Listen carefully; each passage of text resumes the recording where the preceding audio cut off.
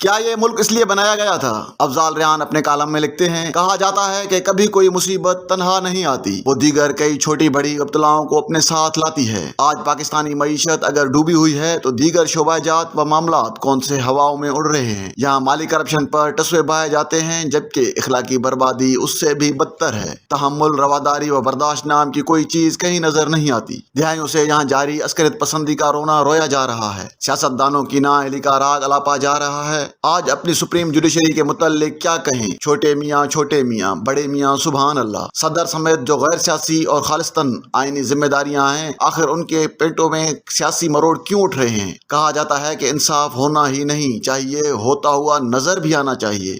یہاں انصاف نامی کسی فاختہ کی جگہ اس کا خون ہوتا ہر ڈوبتے دن کے ساتھ نظر آتا ہے۔ گویا ہمارے منصفی کے ایوانوں میں انصاف کی تحریک براجمان ہے۔ ججز کی آنکھوں کے سامنے عدالتی ایوانوں میں انصافی بلوے ہوتے ہیں، گیٹ پھلانگے ہی نہیں توڑے جاتے ہیں، مگر بسم اللہ ہمارا شہزادہ آیا ہے، ماں صدقے کہیں کوئی خراش تو نہیں آئی۔ حال پوچھا جاتا ہے کہ جب انٹرا کورٹ چل رہے تھے تو پھر سو ووٹوں کی کیا مجبوری تھی؟ کیا صوبائی اسمبلیوں کا یا صوبائی معاملہ ہائی کورٹ سے متعلق نہیں ہوتا؟ اوپر تو کوئی اپیل کی صورت میں ہی جاتا ہے، مگر کیا کہیں قومی درد ہی بہت زیادہ ہے۔ ملک بھر کی وکلا برادری کے نمائندہ اداروں کی طرف سے استفسار کیا جاتا ہے کہ کیا سینئر موسٹ کا بھی کوئی میرٹ ہوتا ہے، یا آئندہ سے آؤٹ آف ٹرن بٹھائے جانے والے جونیئر سب کچھ بلڈوز کر سکیں گے؟ کیا اس وقت اس ملک کا فوری مسئلہ انتخابی دنگل برپا کرنا ہے؟ ایسا اگر ہے تو پھر سیٹی بجائیے اور مورکا برپا کر دیجیے۔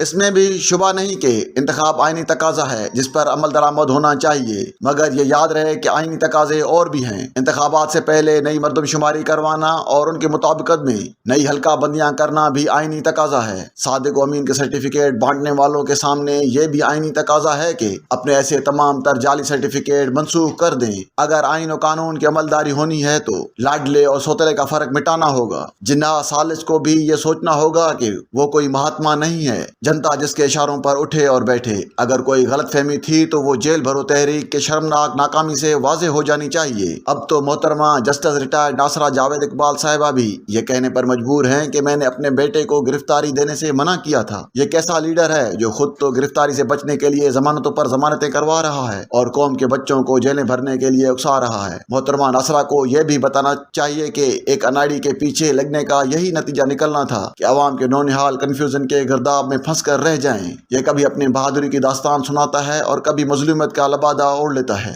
دن کو جنہیں جانور بولتا نہیں تھکتا، رات کو انہی کے پاؤں پڑا منتیں ترلے کرتا پایا جاتا ہے۔ پنجاب اور کے پی کی اسمبلیاں بھی ضد میں آ کر توڑوا تو بیٹھا، مگر اب اس کا بس نہیں چل رہا کہ کس طرح ان کی بھی واپسی ہو جائے۔ اپنے مہربانوں کے ذریعے عدالتی ایوانوں میں بھی اس نوح کی راگنی گائی گئی، جو ظاہر ہے مسرت قرار پائی ہے، کیونکہ خود کردہ راہ لا علاجی نیست۔ پوری قوم بالخصوص قوم کا نوجوان طبقہ ذہنی کنفیوژن سے گزرتے ہوئے ملک کے مستقبل سے ہی مایوس ہو چکا ہے۔ اس پریشانی میں وہ اس مملکت کو ہمیشہ کے لیے چھوڑ کر کسی کافر مغربی ملک کا رخ کرنے کے لیے بے چین ہے۔ درویش کو حالیہ دنوں اپنے پاسپورٹ تجدید کے لیے پاسپورٹ آفس جانے کا اتفاق ہوا تو وہاں لگی نوجوانوں کی طویل قطاریں دیکھ کر دنگ رہ گیا۔ جس سے بات کی اس کی درد بھری کہانی کی، جس کا تازہ ثبوت اٹلی کے نزدیک چٹان سے ٹکرا کر الٹنے والی کشتی میں جاں بحق ہونے والے پاکستانیوں کی تعداد سے لگایا جا سکتا ہے۔ مرنے والے 60 افغانی، ایرانی اور پاکستانی نوجوان میں 30 بد نصیب لاشیں ہم وطنوں کی تھیں، اور یہ کوئی پہلا ثانیہ نہیں۔ ان قوم کے ان تلخ سوالات پر غور کرنا پسند فرمائیں گے؟ کیا قائد اعظم محمد علی جناح نے پاکستان اس لیے بنایا تھا کہ ہماری نئی نسلیں یہاں بھوکوں مریں؟